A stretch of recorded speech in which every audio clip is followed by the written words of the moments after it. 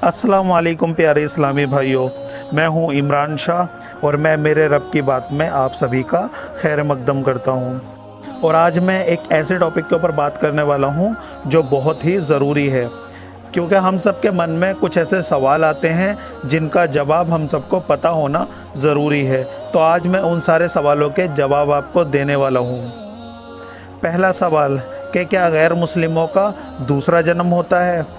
क्योंकि हम सब ने कभी ना कभी सुना होगा पहले जन्म के बारे में, पिछले जन्म के बारे में, अगले जन्म के बारे में और 7 जन्म के बारे में। हम हमेशा दूसरे गैर मुस्लिमों के मुंह से ये शब्द सुनते रहते हैं। तो क्या ये सब सच होता है? क्या एक जन्म के अलावा दूसरे जन्म भी होते हैं? तो क्या ये सब सच होता है? ऐसा हमारे मन में हमेशा सवाल आता है। तो इसके बारे में कानून शरीयत में आया है कि मरने के बाद रूह किसी दूसरे बदन में जाकर फिर से पैदा नहीं होती है, बल्कि क़यामत आने तक आलम बरज़ख, यानी कि आलम बरज़ख होता है ये एक दुनिया और आखिरत के बीच का एक आलम होता है। तो वहाँ पर क़यामत आने का रूह इंतज़ार करती है। मरने के बाद क़यामत आने तक तमाम इंसानों और जिनों को वहाँ पर रखा जाता है, यानी कि उनकी रूह को वहाँ पर रखा जाता है। और इस आलम के बारे में बताया है कि ये आलम दुनिया से तमाम गुना बड़ा है, जहाँ पर मरने के बाद सबकी रूह चली जाती है। तो ऐसा मानना कि मरने के बाद रूह किसी दूसरे जिस्म में जाकर दोबारा ज़िंदा होती है, ये मानना कुफ्र है। हमें ऐसी सोच नहीं रखनी चाहिए, ये मानना भी हम पर हराम है। दूसरा सवाल जो तमाम लोगों के मन में आता है, क्या कोई वक्त से पहले मरता है तो उसकी रूह भटकती है? यानी कि उसका टाइम आने से पहले अगर कोई शख्स मर जाता है तो क्या उसकी रूह भटकती है? क्योंकि अक्सर लोगों ने सुना होता है कि यहाँ पर फलाना शख्स मर गया था, गिरकर मर गया था या एक्सीडेंट से मर गया था, तो अब वहाँ पर उसकी आत्मा रहती है या उसका भूत रहता है। तो क्या ऐसा सच में होता है? क्या ये मानना सही है?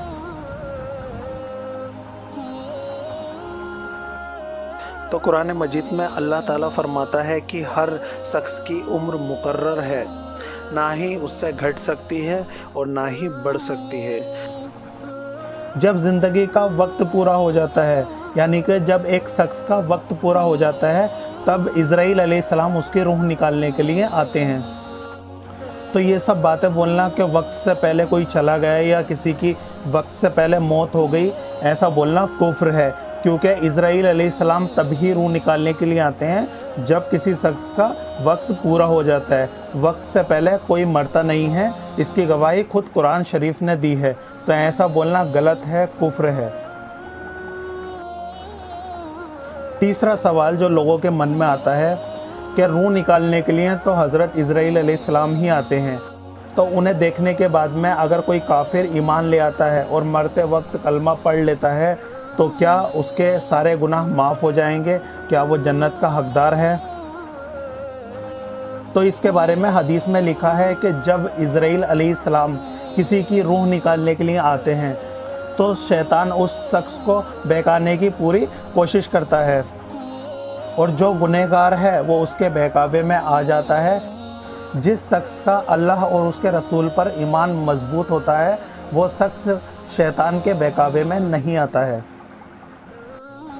ऐसे में अगर काफिर चाहे तो भी शैतान के बहकावे से नहीं बच सकता।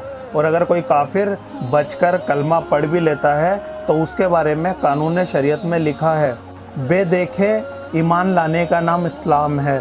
देखकर बाद में अगर काफिर ईमान लेकर भी आता है तो वो जन्नत का हकदार नहीं है।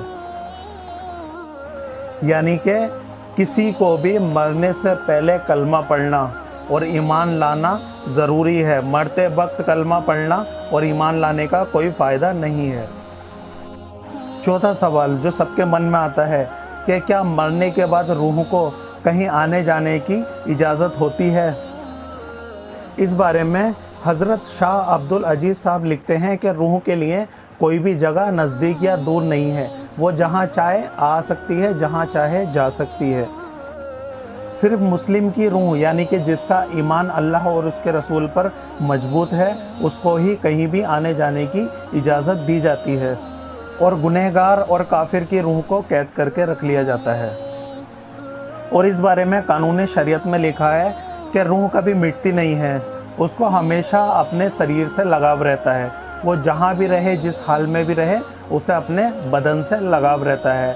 उसको शरीर की तकलीफ़ से तकलीफ़ होती है और शरीर के आराम से आराम होता है।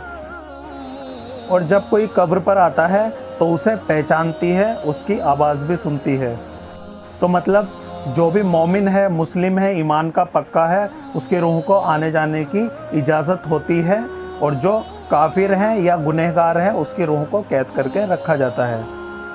तो मुझे उम्मीद है कि आप सभी का अब उन कुफ्र वाली बातों से भरोसा उठ चुका होगा जो आपने हमेशा सुनी होंगी। आप अल्लाह और उसके रसूल की बात को ही सुने, कुरान आपके सामने है, उसको पढ़ें और उसकी ही बात पर अमल करें और यकीन करें। अल्लाह हमें ऐसी कुफ्र वाली बातों से बचाए और हमारे ईमान को हमेशा मजबूत बनाए रखे। तो मिलते हैं अगली वीडियो में। अल्लाह हाफिज़।